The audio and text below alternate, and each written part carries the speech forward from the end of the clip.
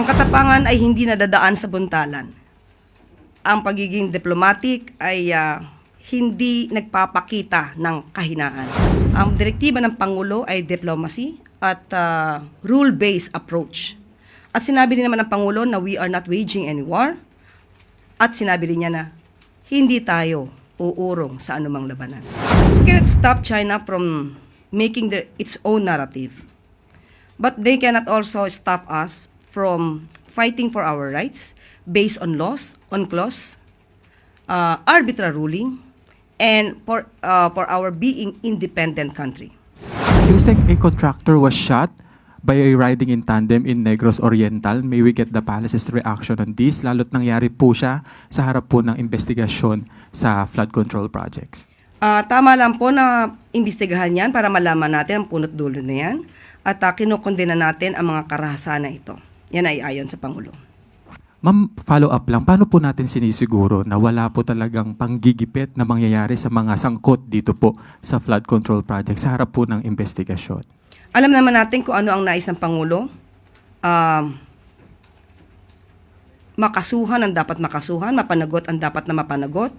At ipag-uutos pa rin ng Pangulo na dapat na seryosohin ito, lalo na ng mga PNP, para maiwasan kung anumang krimen ang maidudulot nito kaugnay sa pag-iimbestiga sa flood control projects.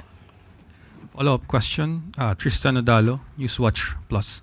Yusek, follow-up lang po sa usapin ng mga contractor. Sa social media po, lumalabas na rin yung mga kamag-anak, yung mga anak ng mga contractor di umano and flaunting luxurious lifestyle na yung mga netizen po talaga ine-expose sila. Siguro po while the intention of naming the top contractors ay para mabigyan ng idea yung publiko, for some, naging way din po ito to trace yung mga lifestyle po ng mga kaanak nila. So siguro po, anong mensahe ng Malacanang sa publiko who are targeting or at least ine-expose yung mga kamag-anak po ng contractors? Yan naman din po talaga ang naisin ng Pangulong Marcos Jr.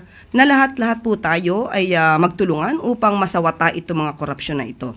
At hindi lamang po ang gobyerno, ang pamahalaan ang dapat kumilos, kundi ang taong bayan na nakakaalam ng mga nangyayari sa paligid nila. So mas maganda po talagang isumbong nila sa Pangulo itong mga ganitong klaseng insidente at kondisyon. Next question, Nel Maribohok, UNTV. Yusek, may mga nagsusulong na higpitan yung batas, regulasyon dito sa mga contractor na pumapasok sa kontrata sa pamahalaan. Isa dyan yung sinusulong ni Senator Soto na sa halip na 1-year ban gawing 5 years ban. Ang makakakuha po kaya ito na suporta sa Pangulo?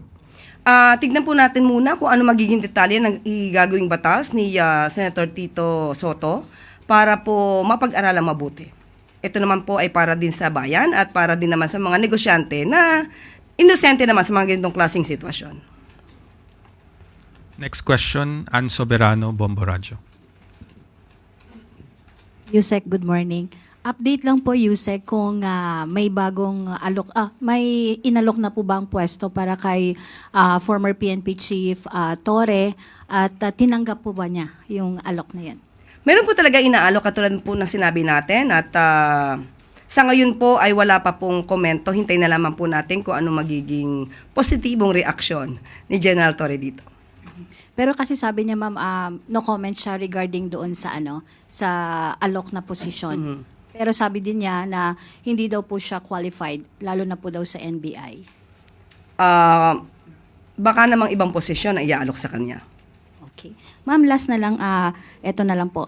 Si Deputy Speaker Ronaldo Puno po kasi nananawagan ng investigasyon sa mga funders ng ghost flood projects at papel po ng Department of Budget and Management sa paglalabas po at pag-antala ng pondo. So ano po yung reaction dito ng Malacanang? Katulad ng sinabi po natin, pinag-aaralan po ng DBM kung paano at kailan i-release ang pondo. Kung ito naman po ay walang saro at hindi mapapatunayan ang mga requirements na na-comply, ay hindi po maglalabas ng pondo ang DBM. Regarding po, ma'am, sa last na po, dun sa investigation na gagawin po ng Kamara. Nag-file po kasi ng resolution si Representative Puno para nga investigahan po itong mga funders ng mga ghost flood control projects. Trabaho naman po nila mag-imbestiga, so hindi po natin hahadlangan yan. Reminding everyone of our one question, one follow-up policy. Next question, Maricel Halili, TV5. Magandang umaga po, Yusek. Yusek, may lumabas ulit na report na isang Chinese businessman who posed as a Filipino, naging bahagi pa ng Philippine Coast Guard Auxiliary. How alarming is this? What do we know about this? Ano po yung sinabi ng Pangulo tungkol dito? Okay, nakausap din po natin ang kinatawan po ng PCG at ito pong sinasabi nilang Chinese di umano ay patuloy pa rin po ang pag-iimbestiga ng PCG. At sa ngayon po, ang sinasabi nilang tao o yung person involved ay tinanggal na po sa PCGA. At wag pong mag-alala ang taong bayan dahil ang PCGA ay isang civil organization at kung sino man po ang mapapasok dito, kahit foreigner po, ito naman po ay paggawa lang naman ng pagtulong, pagbibigay ng relief, pagtulong sa PCG, pero wala po silang access sa anumang mga operasyon at hindi po sila sumasampa sa barko at kung ano man ang operasyon ng PCG, wala po silang maaaring malaman doon. Yun naman daw po ang safeguards na siniguro ng PCG.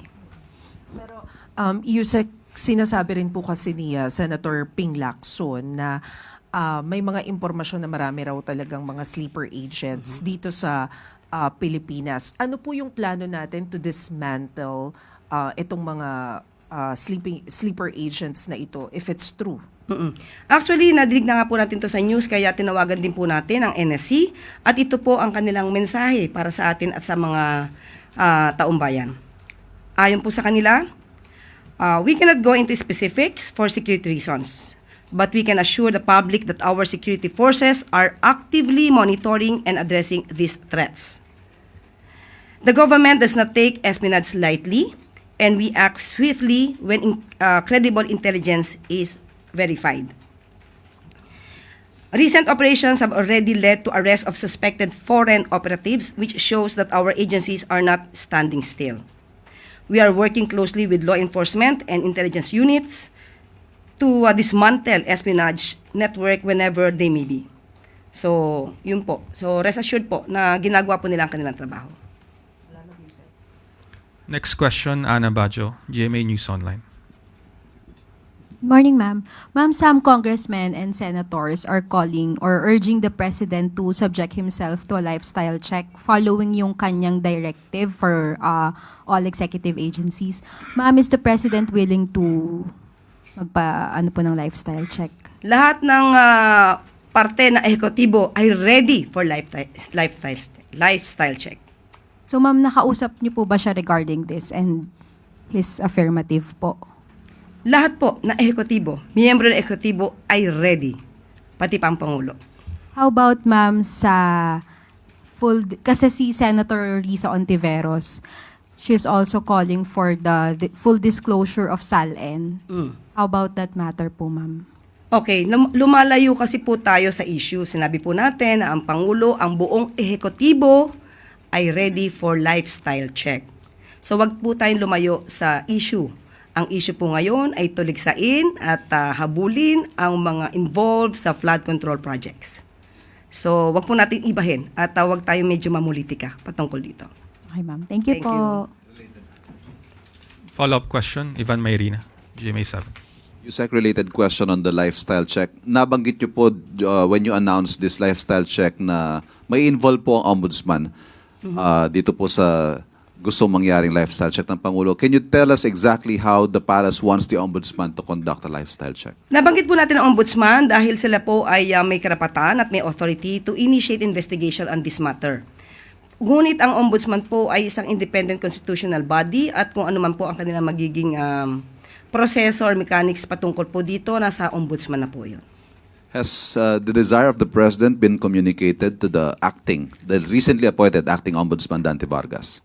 Sa ngayon po ay tatanungin po natin kung ano po ang pinaka-recent na usapan nila at ibibigay ko po sa inyo kapag ka po ako ay nabigyan na po ng update. Salamat po. Thank you. Follow-up question, Maricel Halili, TV5. Yusek, follow-up lang po. Hindi po ba necessary ang SALN for a lifestyle check? Kaya nga po. Kaya nga po ready po lahat. So kasama po yung SALN.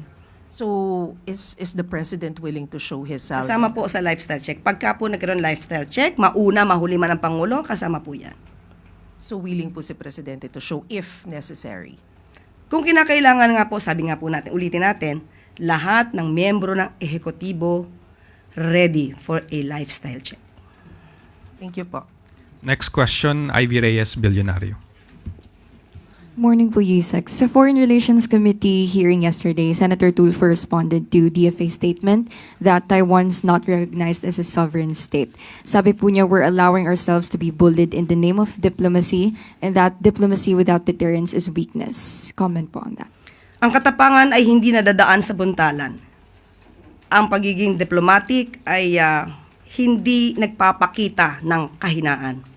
Nagsalita na po rito ang DFA at si Secretary Lazaro na ang direktiba ng Pangulo ay diplomacy at rule-based approach. At sinabi rin naman ng Pangulo na we are not waging any war at sinabi rin niya na hindi tayo uurong sa anumang labanan. Thank you po. Next question, Tristan Nodalo, Newswatch Plus. Yusek, good morning po ulit.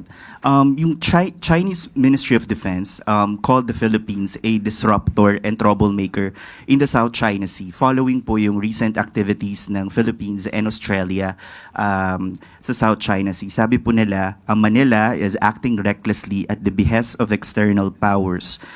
Siguro po, how does the palace want to respond to this kind of accusations?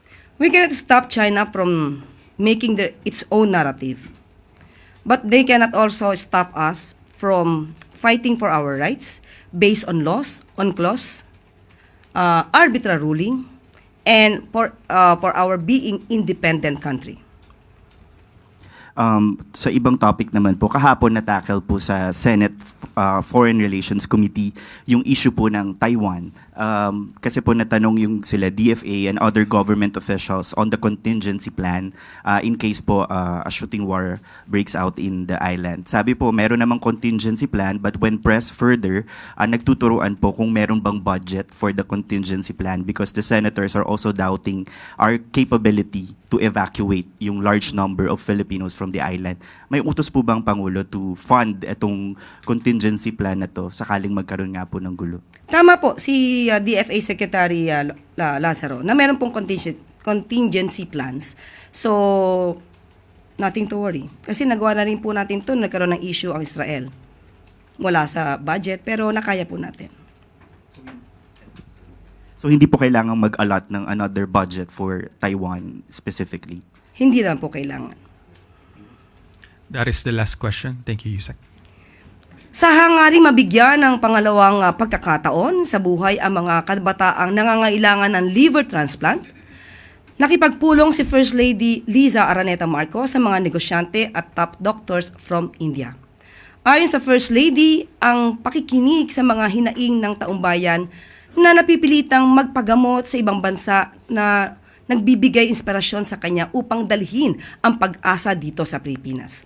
Dagdag pa ng unang ginang ang pagkasalba ng buhay, gawing mas abot kaya ng gamot at maitayo ang serbisyong medikal ng kanyang pangunahing hangarin para sa mga kabataang lubos na nangangailangan sa bansa. Lubos naman ang pasasalamat ng First Lady sa lahat ng mga nagbahagi ng kanilang oras at kaalaman sa India at umuwing bitbit ang pag-asang maisa sa katuparan ang kanyang mga mithiin para sa mga kabataang Pilipino.